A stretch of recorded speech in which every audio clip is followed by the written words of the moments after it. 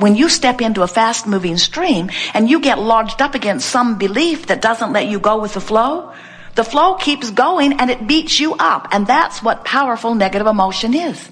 So when you feel powerful negative emotion, do you know what it means? It means your life has caused you to call source through you in such a powerful way that you've got a fast-moving stream going. And you know what else it means? It means you are focused in opposition of what you've been asking for, and so you are attempting to root yourself to the floor of this stream or to paddle upstream. And as long as you are doing that, this fast-moving stream, the stream that you have set into motion, the stream that is life, the stream that is moving because of your asking for things, that stream will beat you up to the point that you could have misery.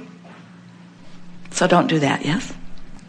So don't you like knowing that it's all you're doing, that everything that you feel is about what you are doing? It's about the stream and how fast you got it going, and it's about what you're doing with your thoughts as you're in the stream. You have control of the way you feel. You have the ability to give yourself relief. And all that is required in giving yourself relief in this stream of life that you are upon is no longer paddling upstream. And this is the thing that we will say again and again today, that we really, really, really want you to leave this gathering knowing. Let's say that what you want is over here, and it's big and beautiful and far from where you think you are. And let's say that you have been paddling in opposition to it, and you are discouraged, even fearful. You are not in belief that you can have this thing that you want. You've been paddling upstream for some time, and that's just where your habit is. Many of you think, especially those of you who've been listening to us for a while, you think that what we're saying is, get your boat turned around in the stream and then put a motor on it and get over there to what you want. And while that might seem nice to you, we want you to understand that it's not that possible, because the vibration of where you are is quite different from the vibration of where you want to be. And we want you to leave this gathering knowing that it's enough to just stop paddling that way. Because in the moment you drop the oars, the stream will turn you. And in the moment that the stream turns you, you'll feel relief, and it will be enough. And think about it. If you don't keep turning around, if you don't keep saying, yes, but, yes, but, yes, but, if you don't keep turning around, now the stream has turned you, the stream will carry you. And the more you allow yourself to go with the stream, the more you'll catch up with the rhythm of it, and you will get to all of those things that are downstream where you want to go. Continue to relax in the knowing that it is inevitable, that it is natural, that you be the receiver of what you're asking for. And so you stop the struggle and all of the negative antics, and you just go with the flow toward what you are wanting. If you can embrace that philosophy, as soon as tomorrow, things that you have been waiting for will pop into your experience. In the moment that you stop doing this thing where you're pointed upstream and you begin to turn and go with the stream, in the moment that you do that, you'll feel relief. And soon after you feel that relief, you'll begin to reap the benefits, to see the benefits, to have the rewards, to receive the manifestations of those things that you have been waiting for, that have been seemingly hard to reach only because you haven't let yourself move in the direction of where they are. Everything that you want, everything that you have set into motion is downstream. That's why so many teachers are saying to you things like, let go and let God. That's why you hear us say, this is the art of allowing yourself to receive the benefit of all that your life has caused you to ask for. Coming into alignment with who you are is what matters most. Sometimes we see you, even Jerry and Esther, they bite off more than they can chew. They have too many miles to drive and too many seminars to do in a short period of time, and a weekly tape to do, and other demands that are being made of them, and they have themselves scheduled so efficiently that as long as everything goes precisely the way they need it to go, they do just fine. But on the morning that they wake up and push the button and the slider doesn't come in, now they're out of balance because they didn't have that extra 2 hours to call technical support. They didn't have the extra 2 hours to take all of the stuff out from under the bottom of the bus and hook up that remote thing. And even though it is always exhilarating to triumph over crises, they don't have time for crises. And when something gets a little out of whack, when you're on a very tight schedule, then you feel the pressure of it, and then you start paddling upstream. And the thing that we're wanting you to understand is that if you could Resist the temptation to paddle upstream in the middle of a life situation that is not pleasing to you. If you could just let where you are be an emotional journey where you choose to feel good anyway, where you make the best of it, where you don't beat the drum of everything that's gone wrong, but where you make the best of it. Isn't it wonderful that technical support is even available to us? And isn't it wonderful that these people that are in Canada, they speak French, actually have someone in the Prévost department that can speak to us about our slider? And isn't it wonderful that they have thought this through and that they have put a mechanism there so that we can breathe it in manually if we need to? And isn't it wonderful that we have the wherewithal to listen to the instructions on the telephone and perform the activities that they're telling us and bring our slider in anyway? And isn't it wonderful that it's just an anomaly that happens only twice in the whole year and a half that we've had this coach? And so it's not something that's a big deal. And isn't it wonderful that we can get underway anyway? In other words, when you make the best of where you are, then what happens is your future experience is pre-paved or benefited by the positive influence that you are contributing to it right here and now in what could be an uphill crisis thing or could be a downhill solution thing. In other words, what we're saying to you is the way you are responding emotionally to what you're living right now is what equals your future attraction, creation, and allowing. No matter what's happening right now, no matter how good or not good it is in relationship with what you think you want or what you want, you've got to make the best of where you are or it cannot improve. You cannot be an objective, honest person who tells everything exactly as it is without holding what is, the essence of what is, into everything that unfolds. So the more you tell those humorous stories of the things that happen to you along your way, the more you throw similar things into your future experience. So you keep getting more hilarious data to pass on to your friends, you see. It isn't until you decide that how you feel is everything and how you feel can be separate from how you have felt. How you feel does not have to always feel exactly the same way that it felt before. You have an option right here and now, no matter what you're living, whether you're sick, whether you're well, whether you're rich, whether you're poor, whether you're confused, whether you're clear, whether you're stable, whether you're feeble. You have the option right here and now of going this way in the stream, upstream, or this way in the stream. You don't have the option of being poor and immediately being rich. You don't have the option of being sick and immediately being well. You don't have those options, and that's what trips you up, because you want those options, and you think that you can perform enough action that you can affect that in your life experience. But if you will get it, that you cannot go from here to here in one fell swoop, but that you can choose something that feels worse or something that feels better.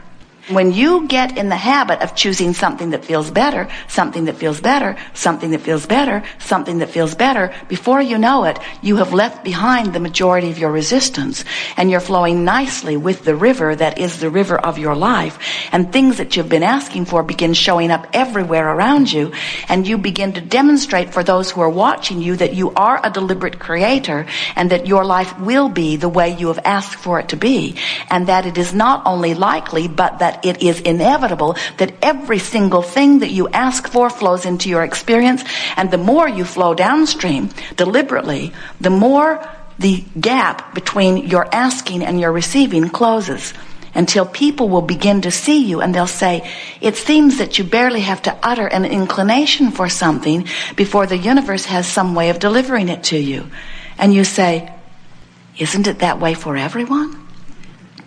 This universe seems so abundant with options, and now I have gotten into the habit of making the good feeling choices. It's as if I wonder where all of that wonderful stuff always was, because now it seems so easy for it to come into my experience. Nice to know. We are eager to talk with you about anything that is important to you. Nothing is off limits. You will notice a perfect unfolding.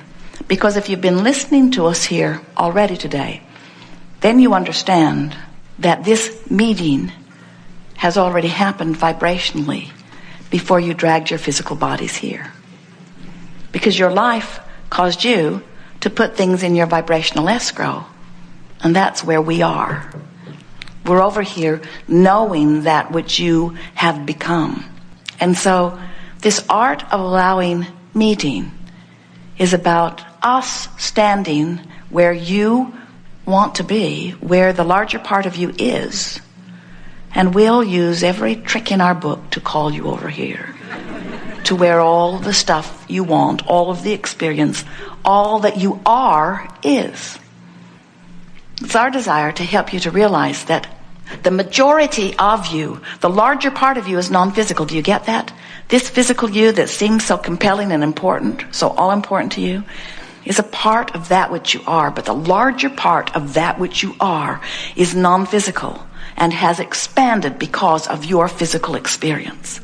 And that's why when your life causes you to become something and then you don't let yourself really become it, you feel unfulfilled.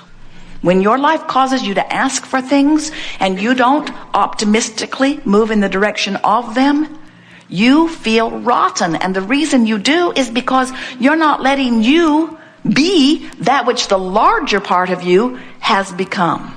See how it works? Doesn't this explain to you in one fell swoop every negative emotion you've ever had? Can't you feel how that negative emotion that feels like unfulfillment or guilt or blame or anger or fear or despair, how every one of those negative emotions is about you just not letting yourself be up to speed with that which you have become? Doesn't it explain why when you were little and you tried to explain to your parents or to whoever was listening that you knew what you were doing but they didn't believe you? Doesn't that explain your frustration? Doesn't it explain to you how you know you're right? Esther remembers her father saying, "You just think you're so damn right." And Esther would think to herself, she was smart enough not to say it, she would think to herself, "I think I'm right because I am right. I feel that way because I can't feel otherwise." We know it won't be easy because you've been listening to the peanut gallery for a long time now. But we want you to turn off those navigational systems that are coming to you from the outside and start listening for the call of source, which always consistently, every single time, feels like a feeling of relief. And sometimes you have to feel around. You have to think some thoughts, think this thought, feel how it feels, then think this thought, feel how it feels, then think this one, this one, this one, this one. But mess around with it until you find a thought of relief. And when you find it, smile.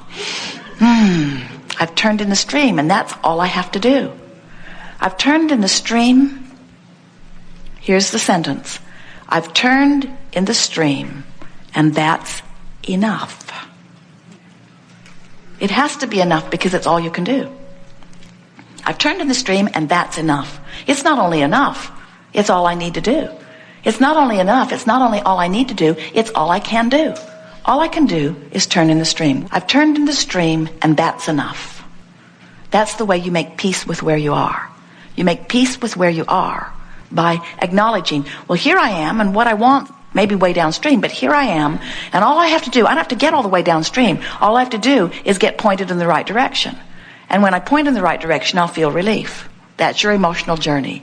And when you get good at that, you will be a masterful creator that everyone who watches you will stand in amazement at the deftness and speed with which you create things that they have formerly thought, at least for themselves, are impossible. You will begin to demonstrate through the power of your own example that you are a creator that is able to create anything that this life experience has the ability to inspire within you. You will begin to write books. You will begin to say to people, you know what? If this life experience can inspire within me the desire to have it, then this life experience has the wherewithal to deliver it to me in full form and fashion. And they will say, and what's your secret? And you say, I don't get bummed out because it doesn't manifest this red hot minute. I don't feel discouraged when I am away from it when it is not manifesting immediately. I take my satisfaction from knowing that I'm pointed in the direction of it. And I take my satisfaction from knowing the inevitable laws of the universe are taking me to it and it to me. In other words, I trust the laws. I have faith in the laws. And I have knowledge about the way I am utilizing the law. And the better I feel, the better things go. And the worse I feel, the worse things go. And so I am finally taking only emotional journeys. And as I take emotional journeys, everything else falls into place. What do you mean, they say? You're standing in the midst of a health crisis and you feel joyful? Yes, because I know the health crisis is temporary. I know that it is an anomaly. I know that it has nothing to do with who I really am.